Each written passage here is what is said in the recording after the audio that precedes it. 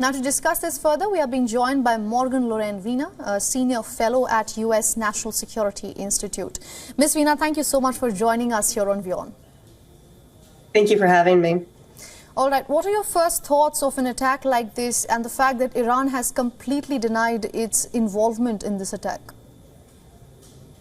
Well, I think after 3.5 months of Iranian-backed militias attacking the United States, our troops, our interests, and our partners in the region, unfortunately, it was no surprise that we would eventually see U.S. casualties from these attacks.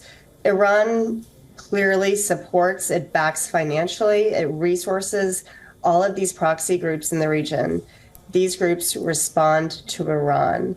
To be clear, this is a policy of President Joe Biden not wanting to escalate tensions in the region. As a result of that, U.S. deterrence has completely eroded, and Iran feels emboldened to back these militias, these terrorist groups, to attack U.S. interests. It gives the United States the impression that we are leaving the region, that we are abdicating our responsibilities in the region, particularly of those of our U.S. partners.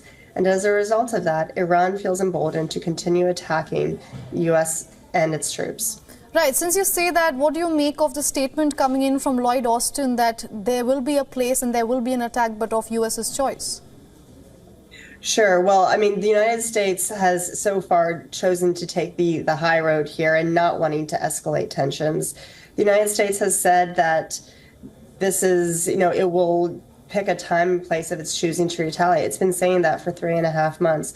And so far, Iran has continued to attack the United States. What the United States hasn't done yet is we haven't gone after the regime in Tehran itself. Iran does not feel threatened here, and until we actually go after the regime as opposed to its proxies, Iran will continue its attacks unabated.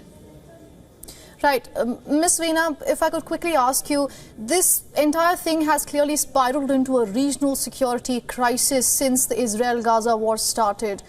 What can we expect in the months to come? Well, I think the ball really is in the United States' court here.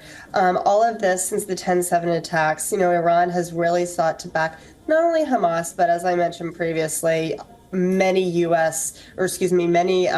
militias and terrorist groups within the region, whether it's been in Iraq, Syria, off the coast of Yemen with the Houthis. I think we'll continue to see Iran escalate tensions. The United States really will need to hit back hard in order to reestablish deterrence and prevent Iran from continuing these actions. Unfortunately, right now, I think we're going to continue to see more of the same until the United States really chooses to put an end to this. All right, Ms. Vina, thank you so much for joining us here on WION and getting us all those insights. Thank you for having me.